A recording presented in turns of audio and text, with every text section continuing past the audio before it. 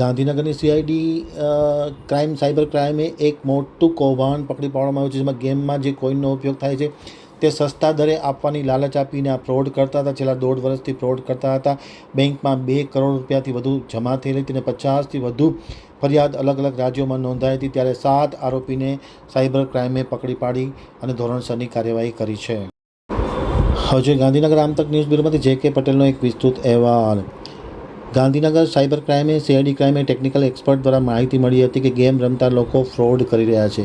ગેમમાં જે કોઈનનો ઉપયોગ થાય છે તે સસ્તા દરે આપવાની લાલચ આપી આ યુવાનો ફ્રોડ કરી રહ્યા છે. છેલ્લા 1.5 વર્ષથી આ યુવાનો શિસ્તપૂર્વક ફ્રોડ કરતા હતા. 2 કરોડ જેટલી રકમ તેના બેંકના એકાઉન્ટમાં જમા થયેલી હતી. એક જ રૂમમાં લોકો રહેતા હતા. જ્યારે રેડ કરવામાં આવી ત્યારે લેટેસ્ટ ફોન તેમની પાસેથી મળ્યા છે. આ ફ્રોડમાંથી મોંઘી મોટરસાઇકલ ખરીદી છે અને પૈસાથી વિદેશ પ્રવાસ પણ કરવામાં આવ્યો છે.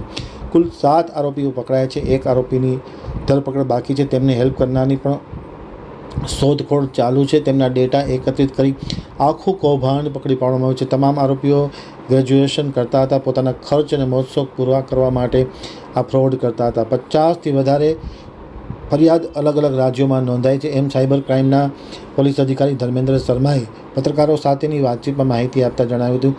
ગેમ રમી અને ગેમમાં કોઈનનો ઉપયોગ કરી અને આરોપીઓ ફ્રોડ કરતા હતા.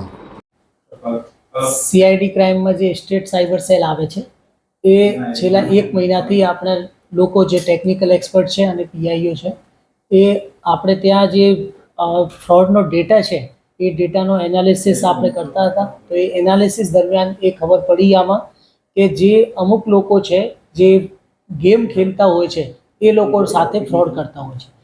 જે ગેમ રમે છે અલગ પ્લેટફોર્મ ઉપર આપણે કોઈન અપડેટ કરીને પછી ગેમમાં નેક્સ્ટ લેવલમાં કે આમ તેમ વધતા હોઈએ તો એ કોઈન્સ એટલે તમે સસ્તા દરે આપી દેશું એવું કહીને અને એવા ઇન્સ્ટાગ્રામ અને ફેસબુક ઉપર અનેકો એ લોકોએ એડવર્ટાઇઝમેન્ટ મૂક્યા. પછી જ્યારે માણસ કોઈન લેવા આવે તો એમને લાલચ રૂપે એમને ઓછા પૈસામાં વધારે કોઈન આપે. પછી એક વખત માણસ ફસાઈ જાય તો પછી એમને પાસેથી મોટા પૈસાના કોઈન લેવા એ લોકો એમને ઉકસાવે. પછી જે માણસ એમને મોટા પૈસા આપી દે પછી એમને કહેતા હતા કે તમારું આ કોઈન આ જે ગેમની આઈડી છે એ બંધ થઈ ગઈ છે, હવે તમે એટલા પૈસા આપશો તો જ આપણે ગેમમાં આગળ તમે વધી શકો છો.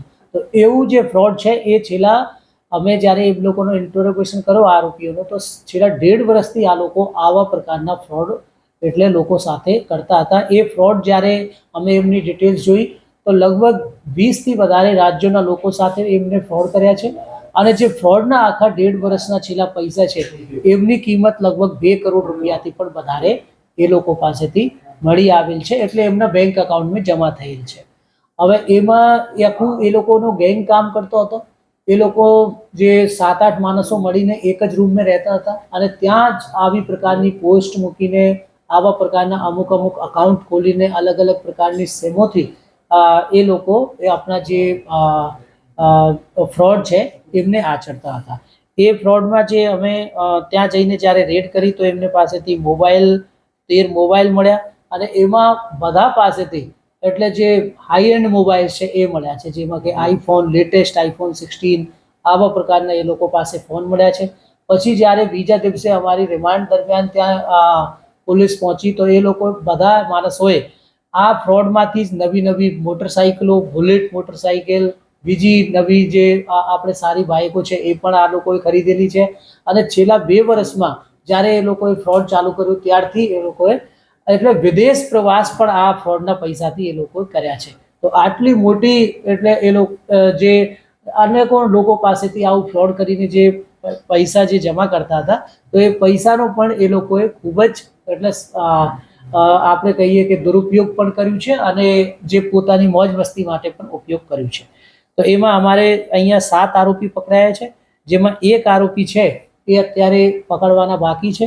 એને સિવાય પણ જે અમુક માણસોએ એમને હેલ્પ કરી છે તો એના પણ નામ ખોલ્યા છે, તો એ આપણે પણ પકડવાના બાકી છે. આમાં અમારી જે ટીમ છે એ ટીમને ખૂબ આપણે અભિનંદન પાઠવવા જેવું છે, કેમ કે એ ટીમે છેલ્લા 1 મહિનાથી જે ડેટા એનાલિસિસ કરીને બધા બેંક એકાઉન્ટ્સમાં ડેટા એનાલિસિસ કરી બધા જે મોબાઈલ નંબર છે, એમના IMEI નંબર છે, એમના ડેટા એનાલિસ કરી એકદમ પિન પોઈન્ટ ઇન્ફોર્મેશન આપણે કાઢવામાં આવી કે ભાઈ આ જગ્યાથી આ ફ્રોડ આચરવામાં આવી રહ્યું છે. પછી એ લોકો ત્યાં રેડ કરીને અને આ માણસો પકડાઈ ગયા હતા. જે આરોપીઓ છે એ શું કરે છે?